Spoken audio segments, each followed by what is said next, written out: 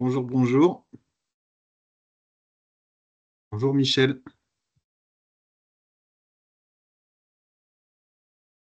Bonjour tout le monde. Bienvenue pour cette présentation. On va attendre un petit peu que les personnes inscrites nous rejoignent. On va démarrer dans quelques minutes.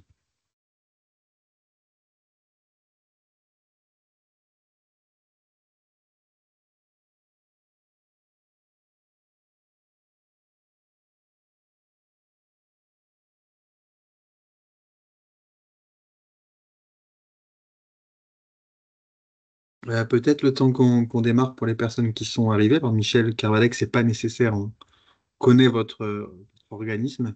Mais peut-être que je vois une personne qui t'appelle Plaid dans la liste des participants. N'hésitez pas à nous mettre peut-être le nom de votre entité, de votre entreprise dans la conversation, dans le chat, ce qui nous permettra d'interagir parce que ce sera un petit peu le thème de cette présentation, de vous donner des exemples de bonnes pratiques qui seront adaptés à votre organisation. Donc n'hésitez pas à le faire. Si vous voulez prendre la parole aussi, n'hésitez pas à lever la main.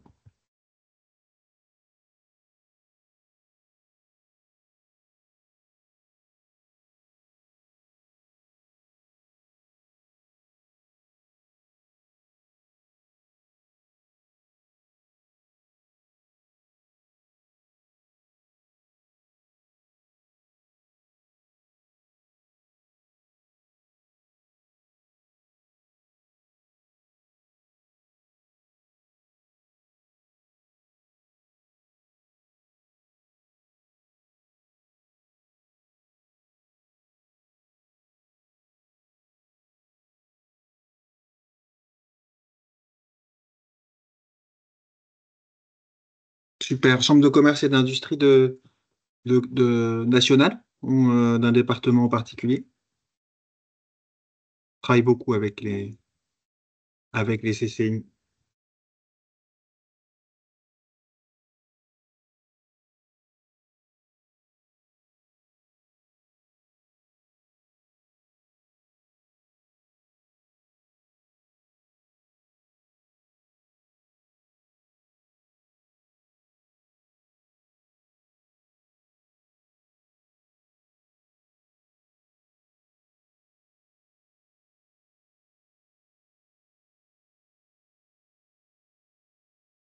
On attend encore 2, 3 minutes. Après, si on n'est pas plus nombreux, je pense que je vais ouvrir les micros de tout le monde, qu'on puisse peut-être prendre en compte vos questions et y répondre peut-être directement plutôt que de faire une présentation qui est un peu descendante.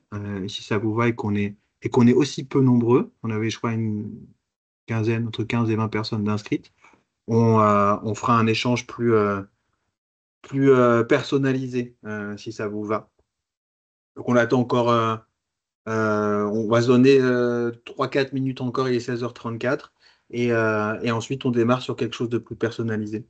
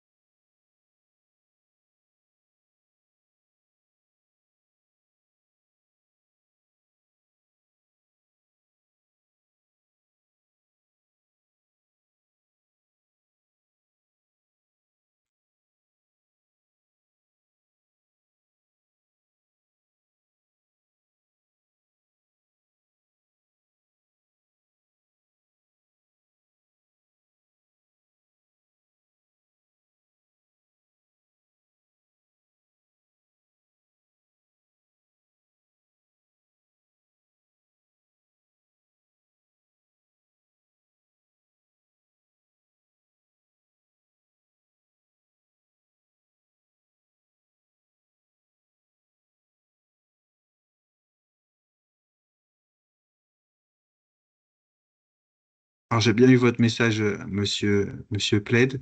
Euh, Ce qui veut dire on est globalement entre nous. En plus, si vous avez d'autres réunions en parallèle, euh, Michel connaissant aussi bien que nous la fédération et nos actions en termes de QVCT, euh, je vous propose peut-être qu'on maintienne pas la réunion tous ensemble en tout cas. Moi, je peux rester connecté et répondre à vos questions directement, monsieur Plaid. Mais alors Julien qui s'occupe de l'organisme de formation, Amandine qui s'occupe de toute la partie événementielle et Zoé, je pense que vous pouvez vous donner le droit en tout cas de pas rester là, sauf si vous voulez peut-être nous présenter rapidement ce que vous faites pour Monsieur Plaid et pour Michel, si Michel a besoin d'informations complémentaires. Comment est-ce que vous voulez procéder? Vous voulez qu'on est là? Thomas, il y a deux nouvelles personnes qui sont connectées.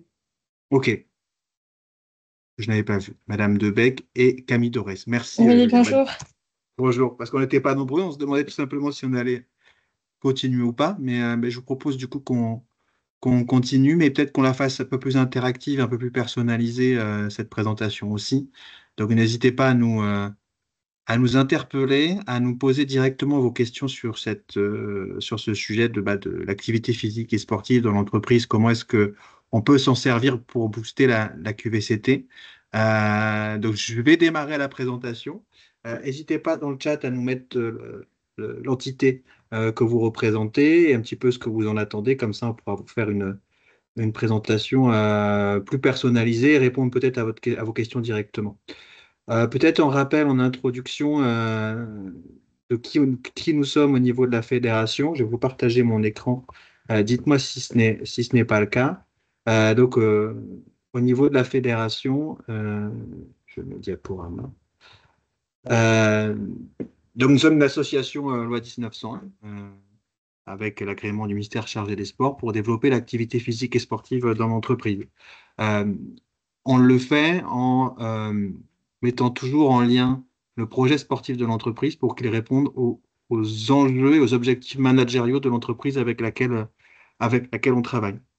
Quand on parle de QVCT, il nous semble à tous évident que l'activité physique et sportive, elle a un rôle à jouer dans la façon de booster votre politique sur ce sujet-là, et quels que soient les objectifs que vous allez rejoindre. Et donc, nous, on est capable de s'adapter directement à votre problématique, euh, quelle que soit la taille de votre entreprise, quelle que soit la typologie de votre entreprise aussi. On parle d'entreprise, mais on s'adresse autant aux entreprises privées qu'aux entreprises publiques, collectivités territoriales, administration, etc., etc. Et on part du principe au niveau de la fédération que l'activité physique et sportive, c'est un outil au service du mieux-être de l'individu et de la performance économique et sociale de l'entreprise. C'est un outil, mais c'est évidemment pas le seul outil. Il y a beaucoup d'outils qui existent aujourd'hui au sein de la QVCT. L'activité physique et sportive peut être utilisée au sein d'un ensemble d'actions et au sein d'un ensemble de thèmes qu'il vous appartient après de déterminer. Nous, on parle d'activité physique et sportive parce que c'est notre cœur de métier, mais on a bien conscience aussi que c'est pas la panacée et que c'est pas en mettant en place de l'activité physique et sportive qu'on va aboutir à une stratégie complète. Au niveau de la fédération, on intervient sur 4 domaines et je vais juste les citer et après passer la parole à mes collègues qui vont vous dire qu'est-ce qu'on met en place sur ces domaines-là et qui vont aussi nous donner quelques exemples de bonnes pratiques et d'entreprises qui ont mis en place ce type de choses-là et qui en bénéficient aujourd'hui dans leur politique QVCT. On a d'abord des événements inter-entreprises qui existent depuis le début de la création de la fédération, qui sont des événements, des temps de cohésion, des temps qui peuvent arriver une fois ou plusieurs fois dans l'année en fonction des entreprises, en fonction des événements et des territoires sur lesquels ils vont avoir lieu, mais Amandine vous en parlera mieux que moi. On va vous parler d'activités physiques et sportives régulières avec Zoé et notamment le dispositif At Work. On va vous parler de formation et d'organisme de formation avec Julien qui est de la prévention santé auprès des entreprises. Et enfin, moi, je reprendrai la parole pour terminer sur conseil et expertise et comment est-ce que notamment on permet à cette pratique physique et sportive de se faire dans un cadre sécurisé qui est extrêmement important, qui soit encadré par la fédération et qui soit auto-organisé dans l'entreprise. D'avoir une pratique sécurisée, c'est essentiel. Et on a, fin de cette introduction-là, une méthode qui est identique, quels que soient les domaines d'activité qui vont vous être présentés. C'est d'abord, avant de passer dans la production directement en lien avec l'entreprise, c'est une partie information et formation de voir quelles sont les attentes à la fois de l'entreprise, à la fois de la direction en termes d'enjeux managériaux et l'activité physique et sportive, et voir quelles sont après les attentes des collaborateurs en termes de pratiques physiques et sportives. Il y a souvent des idées préconçues auprès des directions d'entreprise ou dans les entreprises directement sur quel type d'activité physique et sportive devrait être mise en place. Et nous, avant de faire des propositions, des préconisations concrètes à une entreprise, on incite systématiquement à interroger les collaborateurs pour voir qu'est-ce qui les intéresse réellement et dans quelle mesure ils sont prêts à s'impliquer. Ensuite, on accompagne ou pas, d'ailleurs, une fois qu'on a fait nos préconisations et qu'on a décidé de la production, on accompagne ou pas la mise en œuvre. On est capable de le faire avec l'organisme de formation, avec Atwork, avec nos événements qu'on produit sur mesure aussi. Et on évalue l'ensemble des opérations que l'on met en place pour pouvoir voir quel impact ça a pu avoir et comment est-ce qu'on fait pour les pérenniser, comment est-ce qu'on fait pour les faire évoluer pour qu'ils soient pérennisés dans le temps. Je vais passer la parole. Si vous avez des questions, et vu qu'on n'est pas nombreux, n'hésitez pas à couper la présentation, à nous interpeller et à poser vos questions sinon dans le chat. Et sinon, moi, je vais passer la parole à Amandine sur la partie des événements sportifs. Si tu peux nous dire un petit peu ce que nous faisons à la fédération et quelques success stories en lien avec ce sujet-là à la QVCT. Oui, bonjour à tous. Nous, on organise différents types d'événements au sein de la fédération. Je vais en donner deux exemples d'événements qu'on a clés en main et ensuite je donnerai des petits exemples de sur-mesure par rapport justement aux entreprises qui sont venues nous voir. On organise par exemple les Jeux nationaux du sport d'entreprise tous les ans. C'est sur 4 jours. C'est un événement qui est très apprécié parce que ça peut faire un peu l'effet team building. Et c'est un moment de cohésion et de convivialité pour tous les collaborateurs de l'entreprise. On commence par une cérémonie d'ouverture, ensuite 2 jours et demi de pratique sportive, mais aussi des temps festifs le soir. Et enfin, une cérémonie de clôture. Donc là, on regroupe à peu près 2500 à 3000 participants de 100 à 150 entreprises. Donc, c'est vraiment un moment qui est considéré comme fort puisque les collaborateurs sont minimum 4 jours ensemble sur un même lieu, en tout cas au moment des festivités. Après, ils peuvent faire des disciplines plus ou moins différentes, mais en tout cas, c'est vraiment un temps fort pour les salariés. La particularité aussi de cet événement, c'est qu'on ne fait pas que des événements, enfin des disciplines compétitives, on en fait aussi des loisirs et découvertes. Donc ça permet à tous les collaborateurs de pouvoir participer, que ce soit des sportifs ou non sportifs. Et on a aussi des catégories handisport, justement pour ne pas fermer la porte à d'autres salariés, enfin à des salariés. L'autre exemple que je peux donner de sur-mesure, c'est la course de la diversité. Elle existe depuis 10 ans. Donc là, l'objectif, c'est de courir ou marcher, seul ou en duo, sur 3 ou 6 kilomètres. Donc c'est vraiment très accessible. Pareil, aux personnes qui n'ont pas l'habitude de pratiquer, ben, 3 kilomètres marche, c'est faisable, même si on n'a pas l'habitude de pratiquer tout au long de l'année. Et là, l'idée, encore une fois, c'est de faire, donc c'est sur une après-midi, c'est vraiment de regrouper un maximum de collaborateurs pour se retrouver sur un temps d'animation grâce au village et ensuite d'activité au moment du départ des courses et des marches.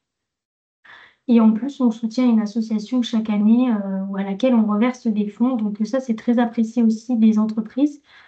J'ai par exemple en tête quelques entreprises qui viennent exprès à la course de la diversité parce que les collaborateurs apprécient énormément cette journée et certains imposent même de faire de la participation uniquement en duo. Donc du coup, c'est vraiment un moment pour que les collaborateurs à- apprennent à se découvrir autre que dans le milieu du travail et à partager des moments parce que quand on est en duo et qu'on fait un 3 km ou un 6 km, que ce soit de la course ou de la marche, si jamais il y en a un qui est en plus en difficulté, l'autre va pouvoir le soutenir et voilà. Après, c'est des choses qu'on peut transposer au niveau du travail, donc c'est des choses qui sont assez appréciées. Euh, je vais donner deux autres exemples. Après, je laisserai la parole aux autres collègues parce que là, c'est sur le volet événementiel. Mais je sais qu'on a déjà fait des interventions, par exemple, chez Engie ou Alliance, qui nous ont demandé d'intervenir soit en fin de journée ou alors sur la pause méridienne, en faisant une longue pause méridienne, où là, on vient directement dans les locaux pour mettre en place des petites activités ludiques et qui sont adaptées pour pouvoir le faire en intérieur, que ce soit dans le couloir ou dans la salle de réunion. Donc, ça va être des petites activités, mais par exemple, on a des petits paniers de basket en intérieur ou des petits sets de tennis de table. Et avec ça, on couplait avec nos collègues qui sont au sein de la formation dont Julien vous parlera après, mais on mettait aussi des petites sensibilisations, par exemple, aux gestes et bonnes postures au travail quand on reste toute la journée assis sur son fauteuil et devant son ordinateur. Donc voilà, ça c'est le genre d'événement qui est assez apprécié parce que on mixte à la fois de l'événementiel avec des petites initiations qu'après on peut aller après faire des tournois ou autres avec l'initiation basket, tennis de table, etc. Et en même temps, on reste axé sur la QVCT en pensant un petit peu aux salariés avec justement, on adapte avec nos formateurs. Julien le dira un peu mieux après, mais si jamais les personnes sont assises toute la journée au travail, là, on couple en mettant une petite sensibilisation pour avoir les bons gestes au travail. Donc, voilà. Merci, merci Amandine. Je sais pas s'il y a des questions directement auprès d'Amandine, parce que je crois que tu peux pas rester jusqu'au bout du webinaire, donc tu seras pas en mesure de répondre aux questions Mm. une fois que ce dernier sera terminé. Donc si vous avez peut-être des questions sur cette partie événementielle, ou si vous avez des réactions aussi à apporter, comme le dit, soyons interactifs là-dessus. Donc n'hésitez pas à prendre la parole et à réagir dessus pour pouvoir échanger directement avec Amandine. Donc n'hésitez pas. Et sinon, du coup, on va continuer. On va passer à l'activité physique et sportive régulière. Donc, merci Amandine en tout cas pour cette partie événementielle. Encore une fois, n'hésitez pas à nous interrompre au besoin. Et sur l'activité physique et sportive régulière, on a plusieurs dispositifs, dont un dispositif majeur qui s'appelle Atwork. Et je vais passer la parole, si elle le veut bien, à Zoé Rivière, qui est notre responsable de développement sur cette activité physique et sportive régulière. Oui. Bonsoir tout le monde. Du coup, je viens simplement vous parler du dispositif Atwork. Alors, simplement pour représenter Atwork dans les grandes lignes, Atwork permet de mettre en place de l'activité physique régulière en entreprise. C'est-à-dire qu'on permet à l'entreprise de se libérer de toute la charge organisationnelle et administrative que peut représenter un projet de sport en entreprise. Donc, très rapidement, on passe par 4 étapes. La première étape, c'est la mise en place de sondages en entreprise pour déterminer les besoins de vos collaborateurs. La seconde étape, on met en place ce projet via la solution Atwork qui va synthétiser toutes les informations du projet, donc la planification des séances, le nombre d'inscrits, le suivi des collaborateurs. La troisième étape, c'est la partie reporting, c'est-à-dire que de façon régulière, on fait un retour à l'entreprise pour, euh, pour pouvoir lui donner les axes d'amélioration et pouvoir lui donner les grands chiffres pour suivre le projet de façon très précise. Et enfin, la quatrième étape, c'est le fait de pouvoir pérenniser le projet dans le temps. Donc, l'objectif étant de pouvoir accompagner l'entreprise du début jusqu'à la fin du projet. Donc, sur Atwork, ce qu'il faut savoir, donc, c'est que c'est une solution qui est très simple, qui est très diversifiée. Aujourd'hui, on va proposer plusieurs types de séances. Donc, on propose des séances en présentiel, c'est-à-dire que le coach va se déplacer directement au sein de l'entreprise. Donc, des séances également en vidéo, parce qu'on a un outil de vidéoconférence directement intégré à la plateforme qui permet de préserver l'intimité des collaborateurs. La partie hybride, c'est-à-dire qu'en fonction de l'organisation de votre entreprise, on peut faire mi-visio, mi-présentiel ou un petit peu des deux. Et enfin, la partie VOD avec des cours préenregistrés. Il faut savoir que tous nos éducateurs sportifs sont diplômés d'État, titulaires d'une carte professionnelle et de la formation CAP, le certificat de coach d'activité physique en entreprise, délivré par l'organisme de formation de la Fédération française du sport d'entreprise, représenté par Julien Stalin aujourd'hui. Alors, pour vous parler un petit peu des projets mis en place lors de la semaine de la QVCT, je vais vous parler de cas concrets, d'ailleurs de cas qu'on a actuellement, puisque c'est aujourd'hui la semaine de la QVCT. Donc, le premier exemple parmi les entreprises que nous avons pu avoir a été l'entreprise Serre France en Picardie Nord-de-Seine, donc du côté d'Amiens, qui a souhaité réaliser une séance d'éveil musculaire une fois par semaine sur tout le mois de mai et tout le mois de juin en visioconférence. C'est une entreprise qui fait ça depuis 5 ans, qui fait à la même période, chaque année, le même type de cours. Et l'objectif pour l'entreprise, c'est de pouvoir assurer une continuité des séances, c'est-à-dire qu'il y a une vraie progression dans les séances entre la première séance d'éveil musculaire et la dernière pour faire progresser les collaborateurs. Un programme d'entraînement a même été envoyé aux collaborateurs pour qu'ils puissent continuer à être en mouvement, même lors des jours fériés du mois de mai. Le second exemple, ça a été le groupe Innovi, qui cette année, pour la semaine de la QVCT, a décidé de mettre en place 24 séances de cours en visioconférence avec des séances diverses et variées, yoga, pilates, abdos fessiers, circuit training, renforcement musculaire. Et la particularité, c'est que Innovi, c'est plein d'agences sur le territoire national et toutes les agences ont accès aux cours en visio sur la pause déjeuner et également après la séance de travail. Donc, ça permet à l'ensemble des collaborateurs de pouvoir participer aux séances.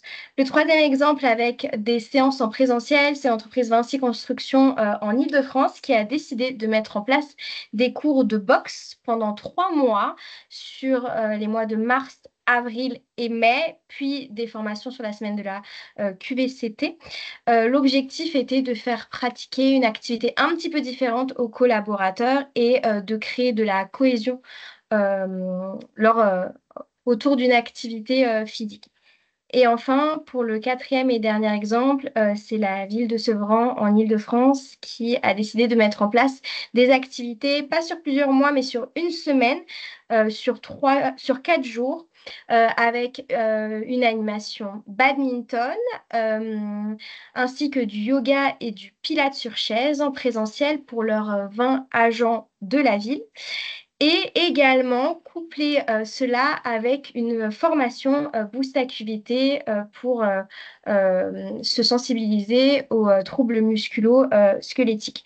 Donc en fait, comme vous pouvez le constater, on a différentes approches sur la semaine de la QVCT, mais avec toujours un même objectif qui est celui de sensibiliser les collaborateurs et de se soucier de leur bien-être. Et voilà, j'ai terminé pour moi. Merci Zoé pour cette présentation. J'ai une petite question et si d'autres personnes en ont, elles sont les bienvenues. J'ai pas accès au chat dans le partage, donc je sais pas s'il y a des questions qui sont dans le chat, donc n'hésitez pas à y répondre directement. J'imagine que pour Innovi qui fait son test cette semaine, c'est un petit peu tôt, mais des entreprises comme Serre France ou comme ces signes que tu as évoqués, est-ce que toi, tu peux nous expliquer en quoi ça a un impact positif sur la stratégie QVCT ou est-ce que eux, ils t'ont fait des retours spécifiques sur ce sujet-là? Alors déjà, la particularité d'Atwork, c'est qu'on peut noter les séances. Donc en fait, on a une note de 0 à 5 qui est attribuée par les collaborateurs à la fin de chaque séance. Et ces mêmes collaborateurs laissent un commentaire et une explication, un petit mot en fonction de leur note. Donc déjà, ça nous permet d'avoir un premier retour, un retour direct des collaborateurs sur ce qu'ils ont pu ressentir. Alors, il faut savoir qu'on a une note moyenne de 4,89 sur 5 pour la semaine de la QVCT. Et les premiers retours des collaborateurs qu'on a pu avoir via ces avis, mais également via les sondages qui ont été mis en place à la fin des dispositifs, c'est une diminution des douleurs pour beaucoup, la gestion du stress qui revient énormément et pouvoir créer du lien malgré le télétravail et également malgré les cours en visio. Et puis, c'est également la possibilité de permettre aux collaborateurs de trouver du temps sur leur planning, d'avoir accès à des pratiques sportives auxquelles ils n'ont pas nécessairement l'habitude. Pour compléter, à la suite de ces projets sur la semaine de la QVCT, en tout cas sur la période, il y a eu plusieurs poursuites du dispositif, soit de manière récurrente, soit de manière ponctuelle. Et ça a pu également déboucher sur d'autres actions comme de la formation ou peut-être de l'événementiel. Voilà. Merci Zoé. Et j'ai noté plusieurs transitions attendues, j'imagine, par Julien sur la formation. Tu nous as parlé d'ateliers Boost ta QVT et d'actions de formation. Julien, la parole est à toi. Est-ce que tu peux nous en dire plus sur ce que vous faites? Merci Thomas. Parfaite. La transition est vraiment parfaite. Oui, c'est ce que j'ai noté sur les interventions d'Amandine et Zoé. C'est finalement les synergies qu'on arrive à mettre en place entre finalement l'organisme de formation, l'activité physique régulière en entreprise et la partie événementielle. Donc, je reviendrai après sur justement des exemples concrets d'interventions ou de propositions qu'on fait auprès des entreprises dans ce sens-là, avec un dispositif qui est forcément dans le thème de la semaine de la QVCT, où on propose un nouveau dispositif qui date d'un tout petit peu plus d'un an, qui s'appelle Boost ta QVT. Ce sont finalement des ateliers sur un format très court d'une heure où on aborde non plus 16 thématiques, mais 20 thématiques aujourd'hui autour de comment mettre en place de l'activité physique régulière finalement dans le quotidien des collaborateurs des entreprises, comment on va agir sur la prévention et comment on va limiter l'apparition des TMS, comment on va lutter contre la sédentarité. Donc on a vraiment un catalogue de 20 ateliers sur 20 thématiques différentes qu'on fait évoluer, parce on en a un petit peu plus, mais on en affiche 20, où on agit sur ces différentes thématiques. Ce sont des ateliers donc, sur un format d'une heure où finalement on a un propos introductif sur la thématique qui permet vraiment de mettre en place les bases du sujet. Et surtout, après, on est sur 40 à 45 minutes d'intervention plutôt pratique, de mise en mouvement du collaborateur par rapport à la thématique qui est développée, sachant que ces ateliers-là, ils ont été conçus par les formateurs de l'organisme de formation. On le voit à l'écran, Michel qui est caché derrière sa caméra, mais il est bien visible sur la slide. Ah ben voilà, il est apparu, donc forcément. Merci Michel, je te vois. Euh, Ce sont les formateurs de l'organisme de formation qui ont conçu ces ateliers-là. Et l'objectif aussi pour nous, c'était de faire en sorte qu'on n'avait pas besoin de matériel spécifique pour pouvoir les mettre en place, pour surtout ne pas fragiliser ou contraindre l'entreprise à avoir des installations sportives ou une organisation particulière pour pouvoir accueillir ces ateliers-là.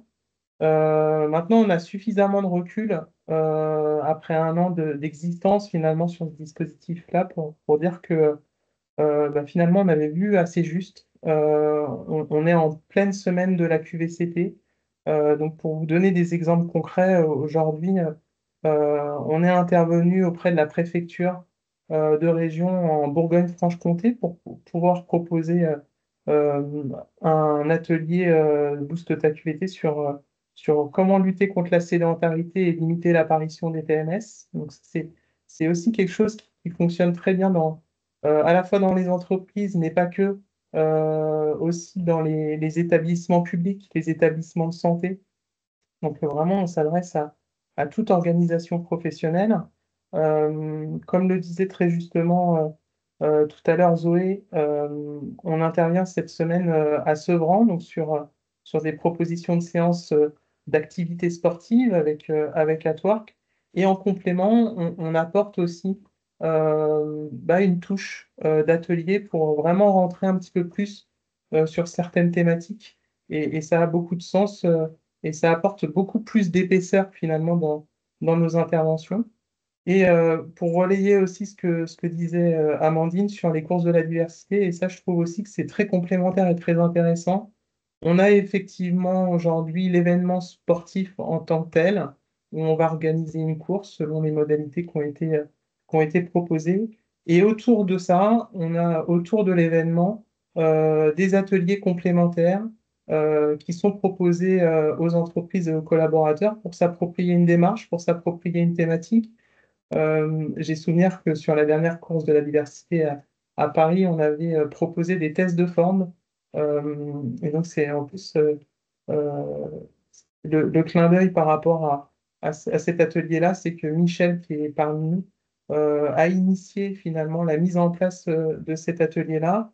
Test de forme pour vraiment rentrer pas trop dans les détails, mais vous indiquer ce que c'est. C'est en 10-15 minutes, on vous fait passer 5 tests par rapport à vos qualités physiques et en fonction de vos résultats, en fonction de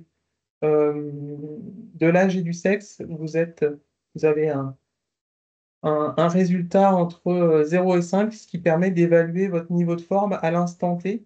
Et nous, ce qu'on apporte en plus, c'est qu'on fait le lien aussi avec votre activité professionnelle, de quelle qualité vous avez besoin pour mener à bien vos missions au quotidien, et aussi dans le cadre finalement de convivialité, de cohésion d'équipe, ces ateliers-là sont vraiment euh, très agréable pour les collaborateurs parce qu'il y a vraiment des échanges qui se font entre collègues parce qu'il y en a un qui passe et qui fait son test, il y en a un qui mesure et chacun a envie un petit peu de se dépasser. Donc il y a aussi cette partie-là de convivialité et de cohésion et qui est retrouvée. C'est vraiment finalement ce qu'on retrouve beaucoup dans le sport d'entreprise. Donc on a ces ateliers de sensibilisation sur d'autres propositions de formation, d'initiation, de sensibilisation. On est sur des gestes et postures par le biais de l'activité physique.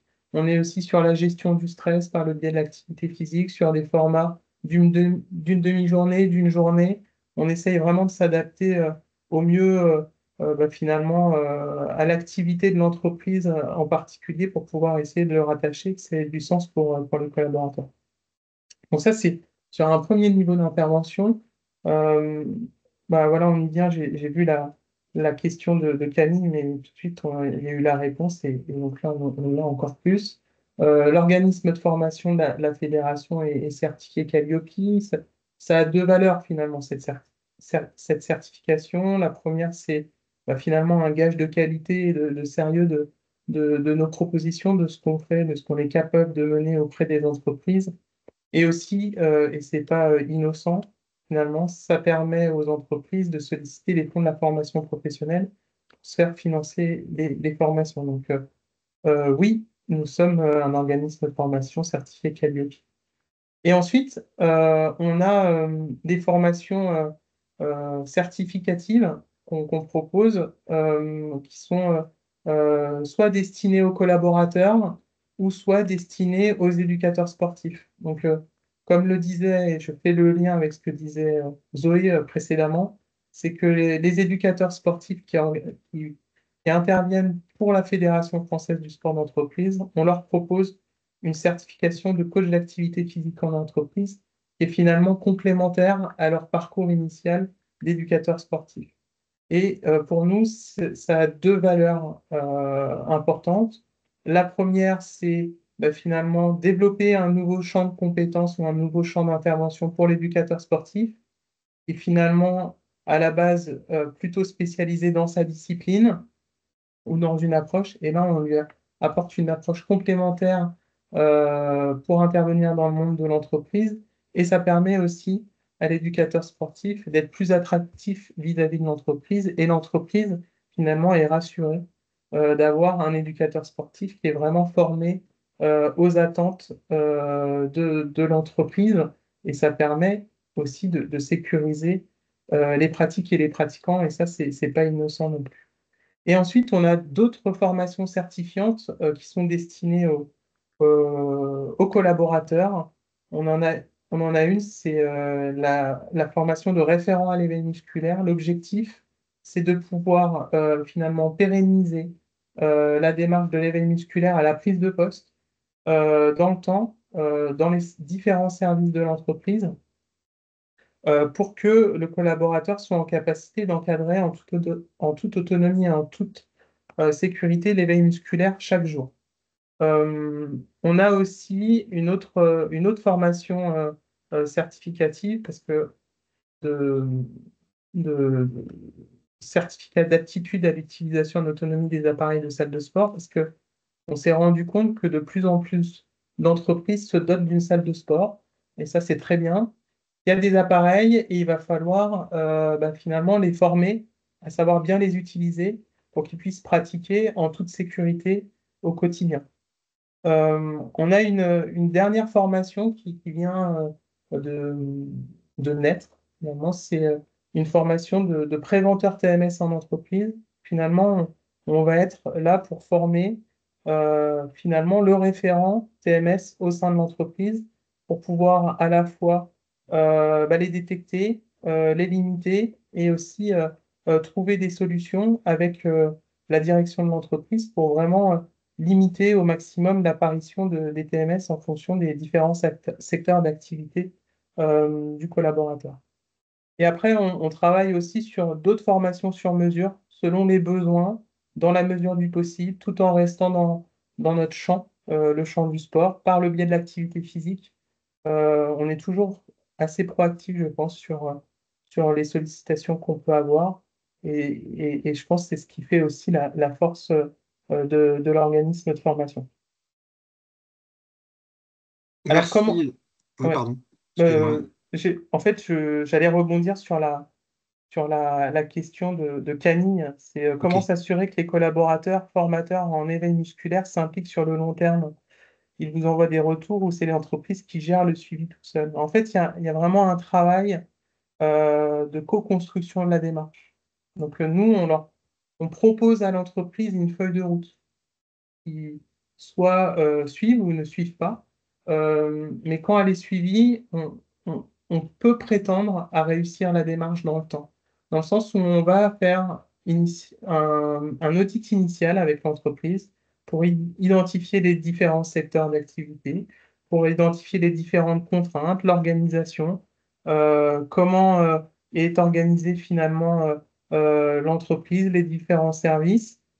On va essayer de travailler avec eux sur comment identifier les bons référents, ceux qui nous paraissent intéressants. Est-ce que, il y a des personnes qui sont motrices finalement sur le sujet du sport ou de l'activité physique? Est-ce qu'on a des leaders qui peuvent aussi ressortir de certains services? Et on va co-construire avec eux finalement peut-être un petit peu la sélection des personnes qui seraient amenées à animer l'éveil musculaire. Ensuite, on les forme pendant 2 jours. On leur donne les clés pour pouvoir animer en toute sécurité et en autonomie l'éveil musculaire. Et après la formation, on propose aussi un suivi, un accompagnement, soit avec un formateur, soit avec un éducateur sportif pour lancer la dynamique. Et l'objectif aussi, après, c'est de revenir faire des piqûres de rappel 6 mois, un an après, et de vraiment être dans une perspective d'accompagnement sur un temps un petit peu plus long. Martin, vous avez une question?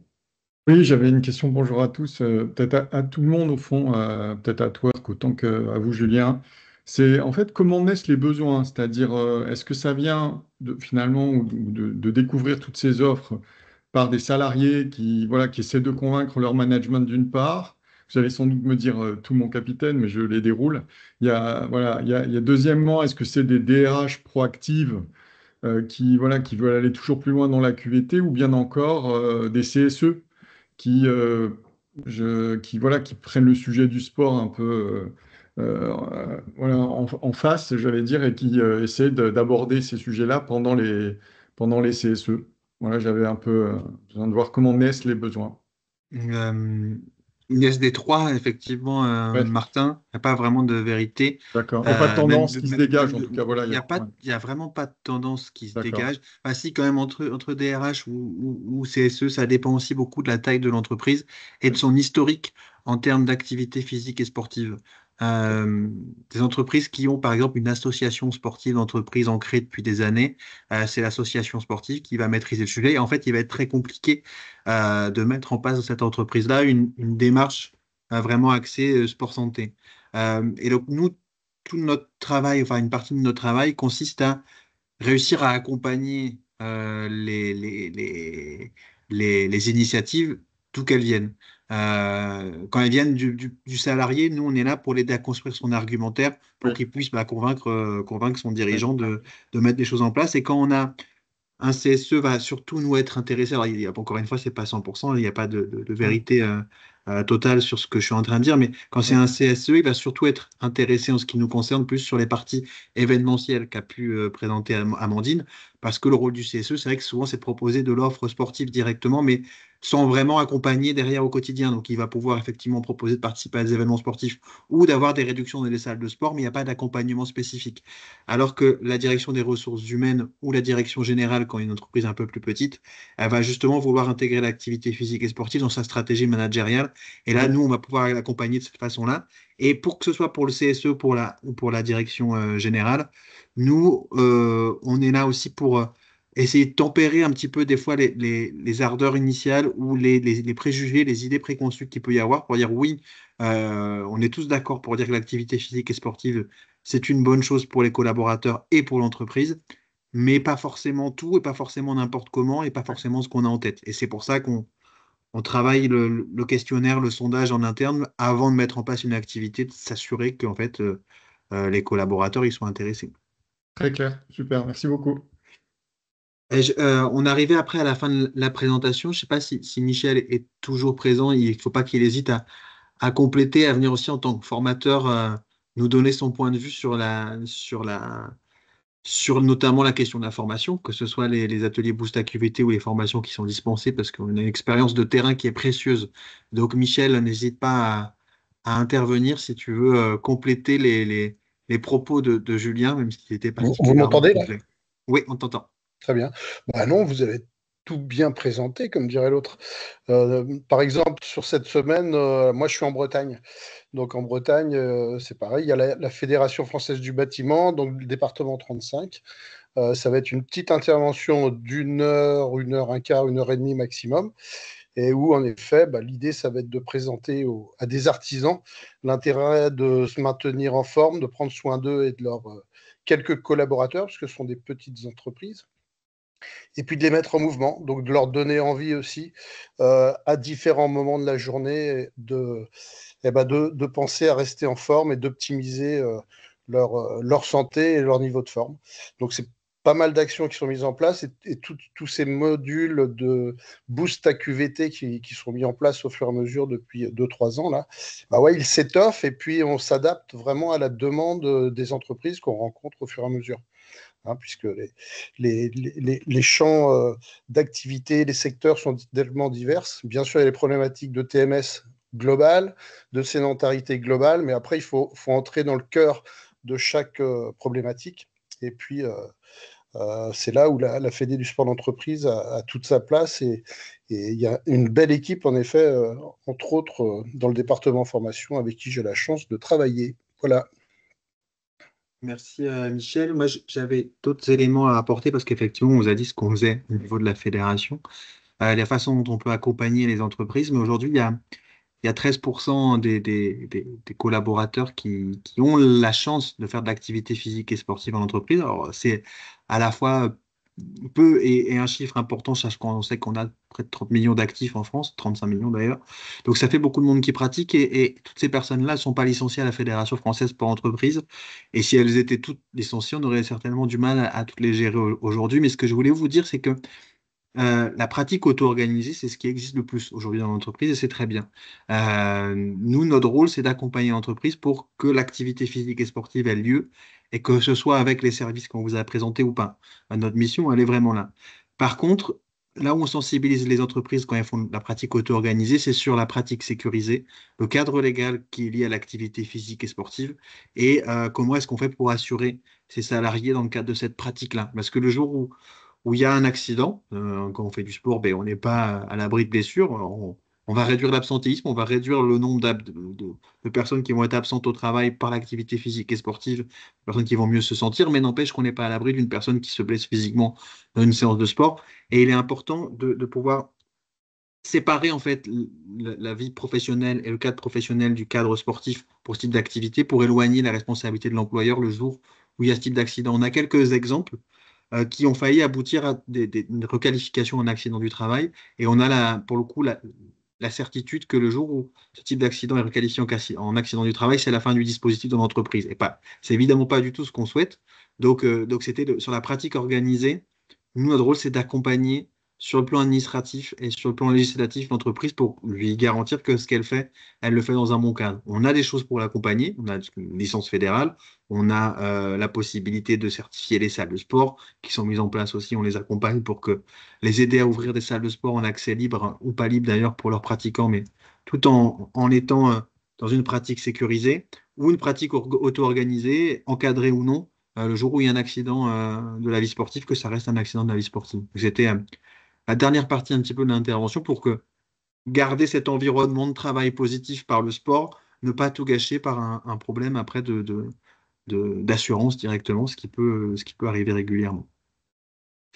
Est-ce qu'il reste des questions parmi les quelques participants à cette présentation? Sinon, Oui, j'avais peut-être une dernière question, Thomas, moi, peut-être pour Julien et pour Michel sur les formations.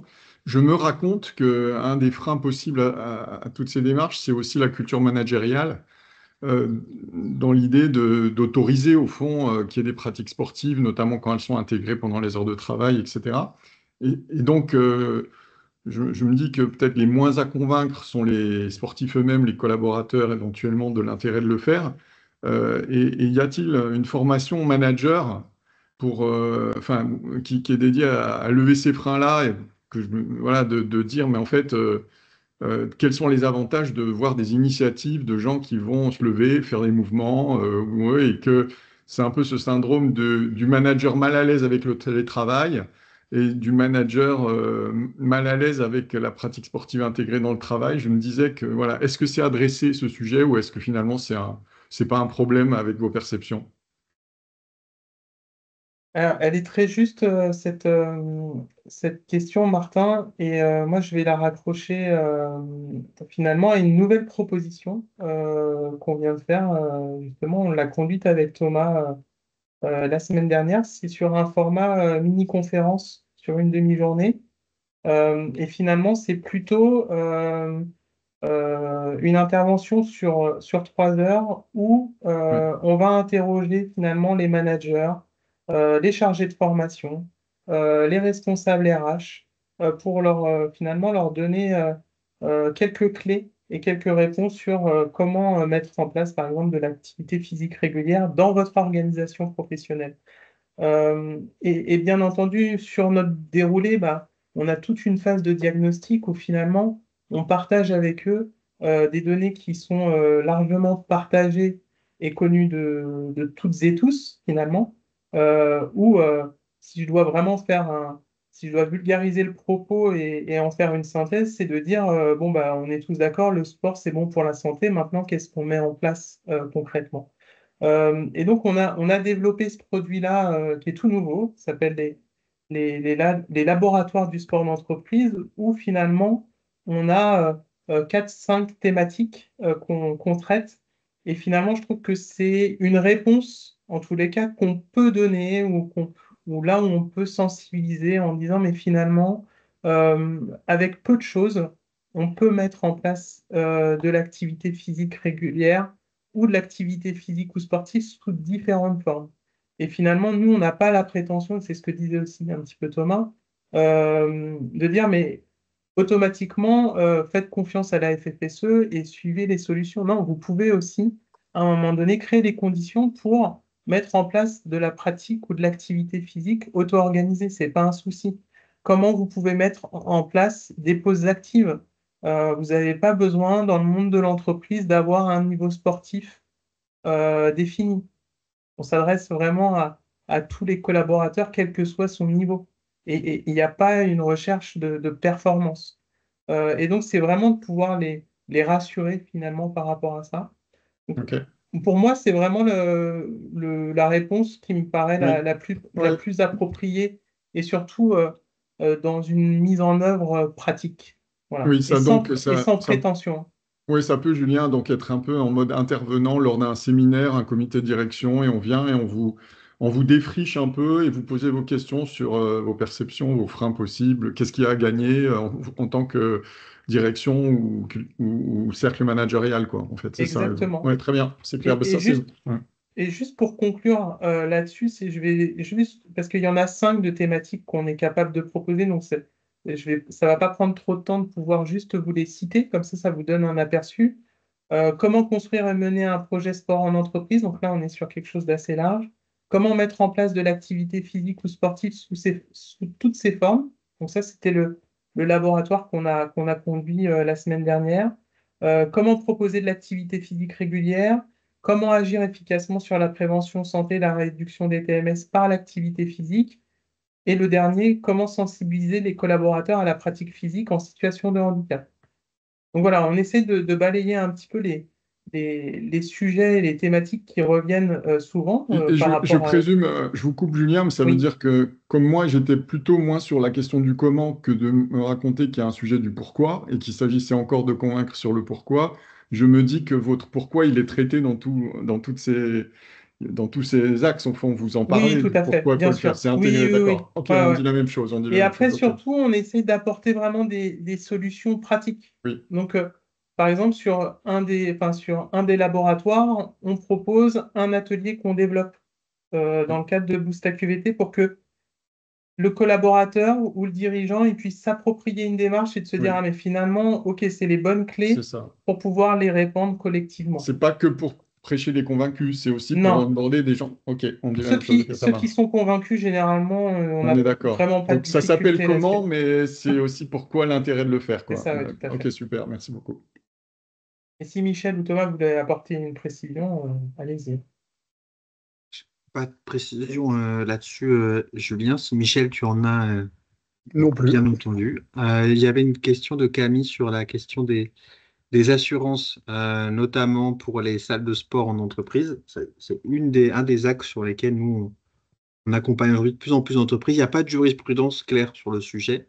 Et en fait, le jour où il y aura malheureusement un accident dans l'entreprise, ben,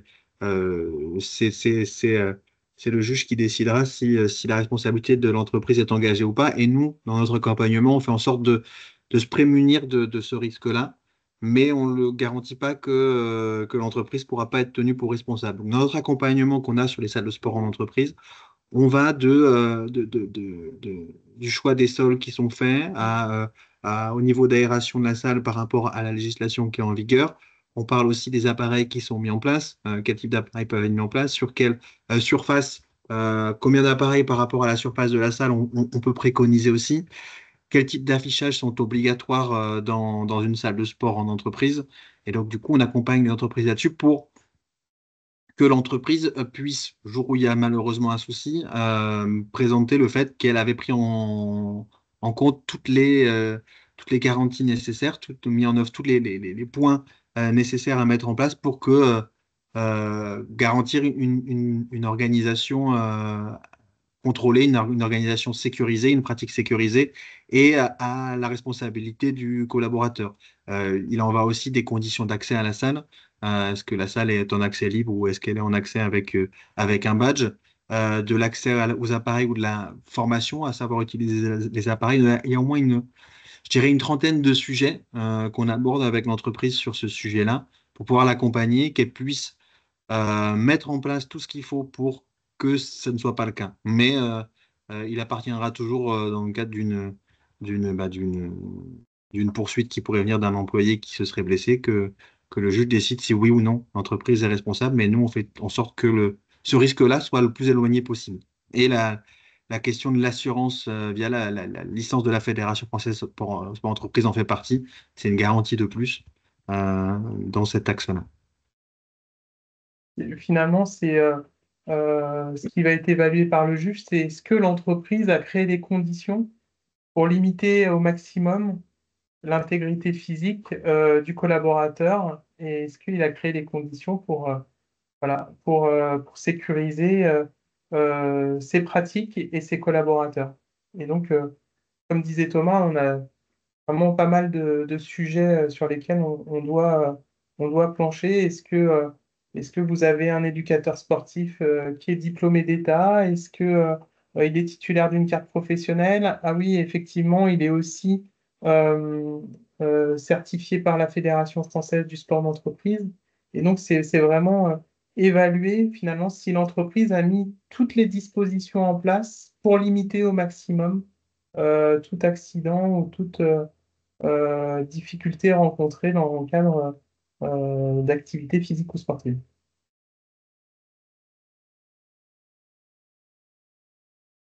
Est-ce que vous avez Merci beaucoup. d'autres Merci d'autres beaucoup questions? pour ces éclairages.